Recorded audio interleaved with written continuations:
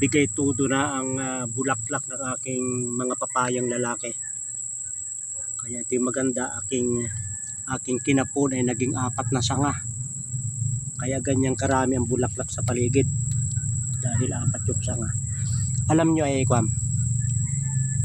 ang bulaklak ng papayang lalaki kahit hindi nagiging bunga ay nakakatulong ng malaki sapagkat ito ay napakagaling magpanormal ng ating blood sugar at magbalance ang insulin. Bagaman itong dahon ay mahusay din sa pagpapababa ng blood sugar, pero bukod tangi itong bulaklak dahil napakasustansya niya. Sagana siya sa vitamin A, calcium, saka vitamin K, at kung ano-ano pang mga vitamin. Kaya ito napakahusay din kung ayaw ninyo ng mga antibiotic. Pag may ubo, sipon, sapagkat may mga virus na ang sipon, may mga bakterya na resistant na sa antibiotic. Hindi ba nyo napansin na may mga taong inom kung ano-anong dami-dami ng iniinom, ay panay pa rin ang singa, panay pa rin ang ubo dahil resistant na. Hindi na kaya ng ating mga iniinom na mga gamot, na mga antibiotic. Sumubok tayo sa bulaklak ng papayang lalaki. Kapag diabetes, ito ay nilalaga at iniinom. At kapag kaya man mga ubo, sipon, mga hika ay na magugustuhan ng bata, ay ito'y ilalagay sa honey. At yung honey na binabara nito, yun ang iniinom at kaya yun ng bata dahil mayroon na siyang tamis. Lalo na kung hahaluan natin ng kalamansi, yung 1 kutsarang honey, 1 kalamansi. Nakakatuwa. Ang dami kong papaya. Gusto ko paramihin itong mga lalaking papaya.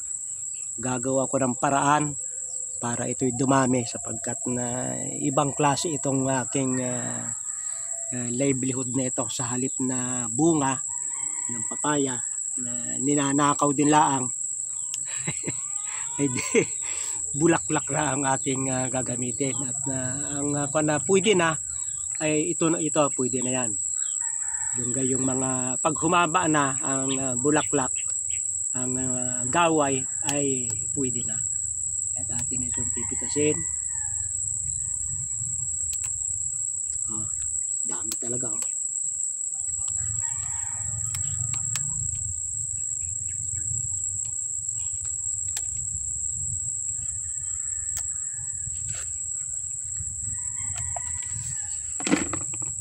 Yan. Basta yung humaba na yan, pwede na yan. Ano ba? Basta humaba na yung bulaklak ay pwede na. Kaya ito pag may 100 puno ka, malaking ito. Maraming sipon ang matatanggal.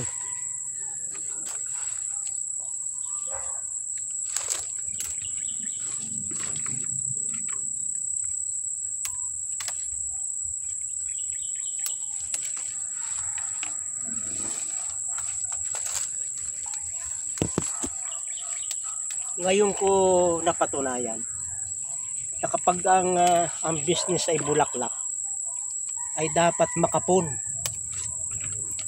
Dapat makapon itong papaya. Tingnan nyo. Pinutol ko yung dulo ng bata pa. Talaga ng mga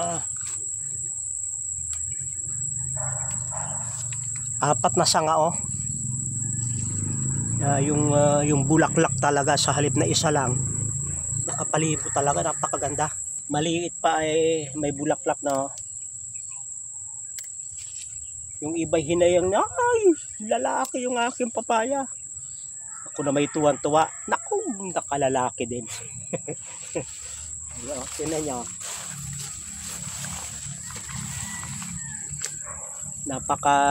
Napakaliit pa, ay marami ng bulaklak. Nakakumpul, oh. Kayo nakakita ng ganyang katinding papaya.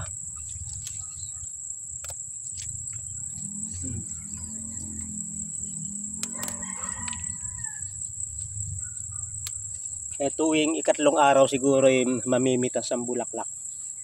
Maraming salamat sa inyong pagsubaybay sa Natural Wellness ni Pastor Vito.